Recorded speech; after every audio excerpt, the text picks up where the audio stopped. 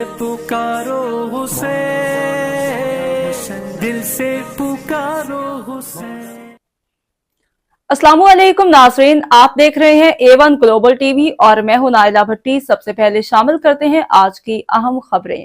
खबर शामिल करते हैं शाहपुर से ब्यूरो चीफ सजाद हुसैन विधन की रिपोर्ट के मुताबिक डिस्ट्रिक्ट इमरजेंसी ऑफिसर डॉक्टर मजहर हुसैन शाह की हिदायत पर स्टेशन कोऑर्डिनेटर तहसील शाहपुर कैसर अली की ज़ेर निगरानी रेस्क्यू 1122 की तरफ से सफ़ीर अमन ऑर्गेनाइजेशन के स्काउट्स के लिए एक रोज़ा मुहर्रम उल हराम के सिलसिला में ट्रेनिंग का इनेकाद किया गया, जिसमें मास्टर ट्रेनर हाशिम हुसैन ने रोड सेफ्टी, इब्तदाई तिब इमदाद, मरहम पट्टी, मसनूई तरीके से दिल और सांस की बहाली, बहते हुए खून को रोकने के मुतालिक तफसीली तौर पर बताया और इसका अमली मुजाहरा भी करवाया गया। इस ट्रेनिंग का मकसद तमाम शुरकाए सफ़ीर अमन स्काउट्स को इमरजेंसी हैंडलिंग के मुतालिक आगाही देना था, ताकि दौरान इमरजेंसी रेस्क्यू 1122 के पहुंचने तक वहां पर मौजूद जख्मियों की फौरी मदद कर सके और कीमती इंसानी जानों को बर वक्त बचाया जा सके।